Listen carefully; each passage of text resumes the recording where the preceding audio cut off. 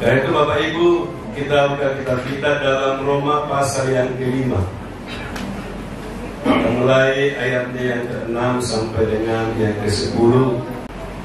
Akan tetapi Allah menunjukkan kasih-Nya kepada kita oleh karena Kristus telah mati untuk kita ketika kita masih berdosa. Lebih-lebih karena kita sekarang telah dibenarkan oleh darah-Nya, kita pasti akan diselamatkan dari murka Allah. Sebab jikalau kita ketika masih seteru diperdamaikan dengan Allah oleh kematian Anaknya, lebih-lebih kita yang sekarang telah diperdamaikan pasti akan diselamatkan oleh hidup-Nya. Puji Tuhan. Lalu saya mau cerita dulu bahwa ada seorang perempuan cantik.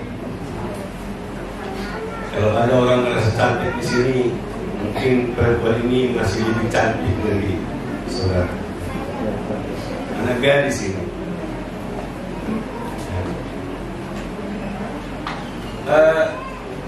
Ada ibunya ini selalu pakai sarung tangan. Pakai sarung tangan. Kalau dia keluar rumah, dia pakai sarung tangan. Tapi kalau di rumah, kalau di dapur, dia buka. Bapak Ibu beserta saudara yang dikasihi Tuhan, setelah anaknya ini menjadi dewasa, lalu dia punya pacar. Dia selalu bilang kepada mamanya, "Kamu ini punya pacar," kata mamanya. "Iya ada, Ma." "Coba ke rumah." Lalu dia bilang, "Nantilah." Tapi setelah berapa selang waktu, mamanya selalu bilang, "Oh, udah ke rumah, jangan di luar terus, biar mama kenal sama bapak." Memang Cok ini ya lebih ganteng dari pendeta lah. Orang berada lagi. Sudah bayangkan mereka itu orang ya pas-pasan lah, tapi putrinya ini cantik sekali sehingga anak orang kaya ini naksir sama dia.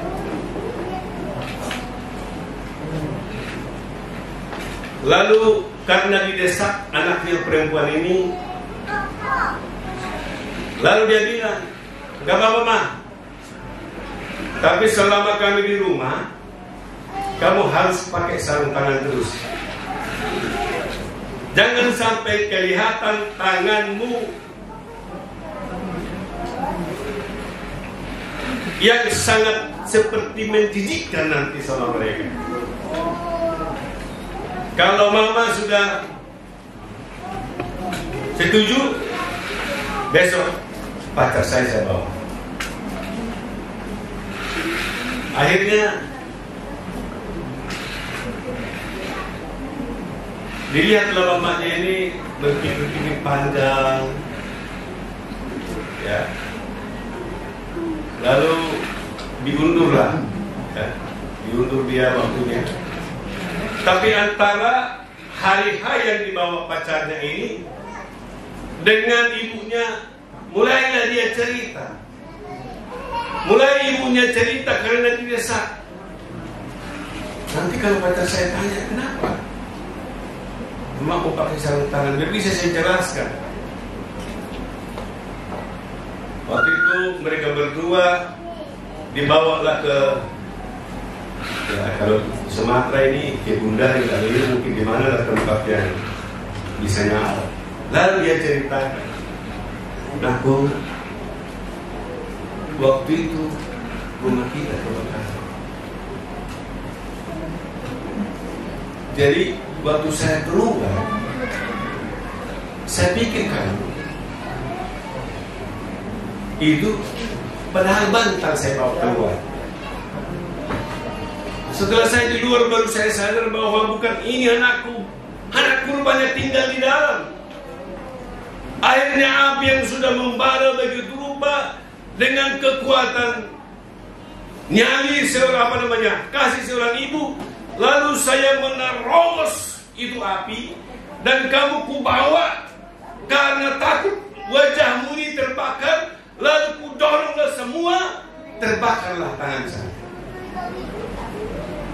Jadi ceritanya tangan saya terbakar ini adalah menyelamatkan kamu, biar wajahmu ini bisa secantik ini. Setelah cerita, mamanya baru perempuan ini menangis. Dia menyesali kenapa dia selalu mendesak ibunya. Waktu dia cerita tentang dia dibawa bahwa karena menyelamatkan dia lah, sehingga wajahnya secantik itu. Ada anak pengusaha yang sangat ganteng sekali untuk sama dia, karena sudah mau mereka jadian dan sudah mungkin ada harapan untuk berkeluarga. Lalu dia bilang sama ibunya, kalau besok pacar saya bawa ke rumah, ibu tidak boleh bungkus tangannya. Kasih tunjuk tangan itu, karena tangan inilah sangat yang penting sama saya. Bukan soal bagaimana saya melihat tangan ini. Inilah tangan yang terindah, karena tangan inilah yang menyelamatkan saya. Kalau bukan tangan ini, semua pemuda ganteng pun tidak akan bisa naksir sama. Lalu besok dia cerita sama pacar. Dia bilang, jangan karet. Biasanya ibu saya pakai sarung tangan kalau ada karet.